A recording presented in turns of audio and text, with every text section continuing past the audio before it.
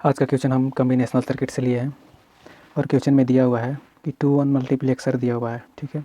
और इसमें x1 x2 x3 का वैल्यू फाइंड करना है। x1 x2 और x3 का वैल्यू फाइंड करना है यहाँ पे। और यहाँ पे आउटपुट में दिया हुआ है कि a इंटू बी दिया हुआ है, ठीक है।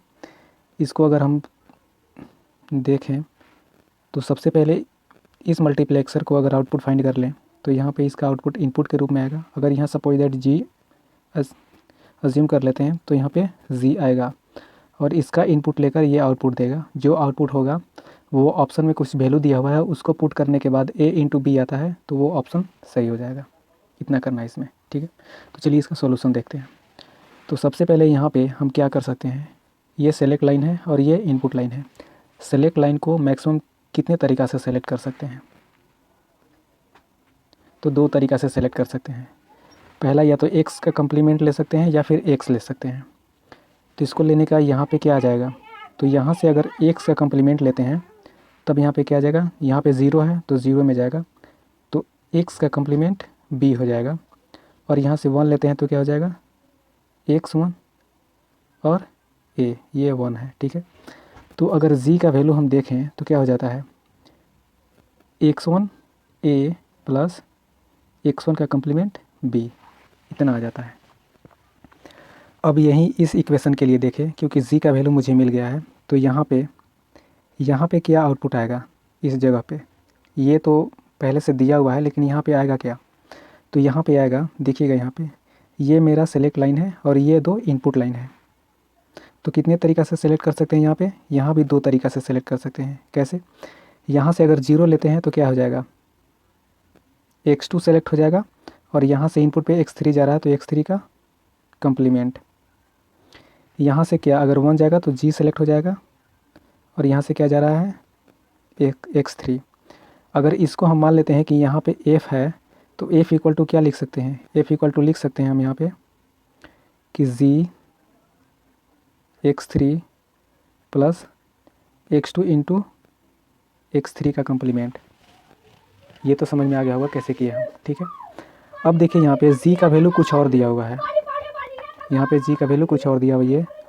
इस f में g का जो वैल्यू है यहाँ पे पुट करेंगे तो यहाँ पे लिखते हैं f इक्वल टू क्या दिया हुआ है, g x3 plus x2 into x3 का कम्प्लीमेंट, ठीक है। ये यहाँ पे दिया हुआ है, ठीक है। अब इसको हम फाइंड करते हैं कि ये एक्चुअल में आता क्या है। तो अब यहाँ पे देखिएगा, हम तो इतना फाइंड कर चुके हैं लेकिन यहाँ पे g का वैल्यू पुट करते हैं तो f इक्वल टू क्या आ जाएगा, x1 a प्लस x1 का complement b into x3 plus x2 into x3 का कम्प्लीमेंट, ठीक है। अब यहाँ से मल्टीप्लिकेशन कर सकते हैं डायरेक्ट, लेकिन यहाँ भी वैल्यू हम ऑप्शन का पुट कर सकते हैं। तो डायरेक्टली हम ऑप्शन से देखते हैं, लेकिन ऑप्शन से देखने से पहले इसको हम अरेंज कर लेते हैं ताकि हमको वैल्यू पुट करने में सुविधा हो। तो x3 इंटू क्या लिख सकते हैं, a x1 लिख सकते हैं प्लस b x1 का कम्प्लीमेंट लिख सकते हैं प्लस x2 x3 का कम्प्लीमेंट। अब यहाँ पे ऑप्शन से देखते हैं, फ्रॉम ऑप्शन ए।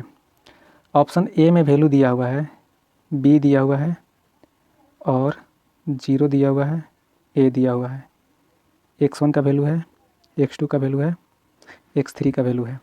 अब इसको इसमें पुट करते हैं f में, ठीक है।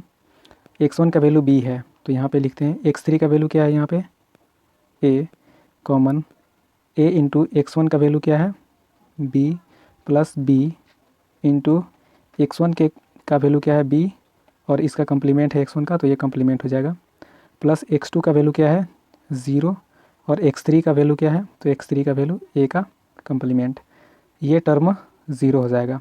अब f इक्वल टू क्या देखते हैं, a इंटू b प्लस यहाँ पे देखिएगा ये दोनों में अगर किसी में वैल्यू एक पुट करते हैं 0 या 1 तो ये टर्म 0 हो जाएगा, ठीक है।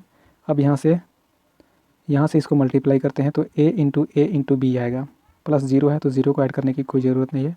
तो यहाँ से मुझे क्या आया, a इंटू बी आया और मुझे आउटपुट पे क्या चाहिए था, यहाँ पे a इंटू बी ही चाहिए था, मतलब कि ऑप्शन ए जो है वो ट्रू है, ठीक है। एक और ऑप्शन से चेक कर लेते हैं कि ये सच में रिज़ल्ट अच्छा दे रहा है या हम लोग ऐसे ही तुक्का मार रहे हैं। तो ऑप्शन बी चेक कर लेते हैं। ऑप्शन बी में दिया हुआ है B1 B मीन्स x1 का वैल्यू B, x2 का इतना और x3 का इतना। डायरेक्टली हम पुट करेंगे वैल्यू, तो यहाँ पे f इक्वल टू लिखते हैं।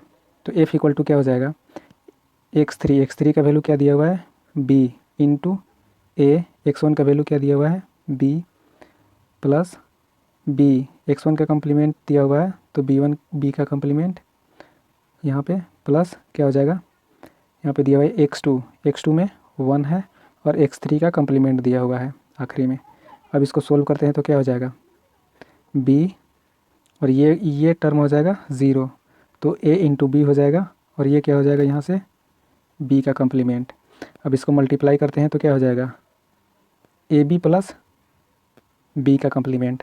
अगर इसको सोल्व करेंगे तो क्या हो जाएगा b का कम्प्लीमेंट प्लस a और b का कम्प्लीमेंट प्लस b।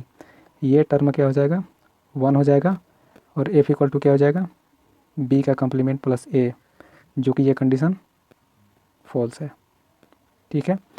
आप और आगे ऑप्शन सी और ऑप्शन डी चेक कर सकते हैं, कोई दिक्कत नहीं है। तो हम यहाँ से देख चुके कि ऑप्शन ए ट्रू है और यही मेरा सही आंसर है। ठीक है दोस्तों, हम गेट के सारे न्यूमेरिकल बहुत जल्द आप लोगों तक यूट्यूब के ज़रिए पहुँचाने वाले हैं, तो हमारे चैनल को सब्सक्राइब कर लें और दोस्तों के साथ भी शेयर कर दें। Thank you.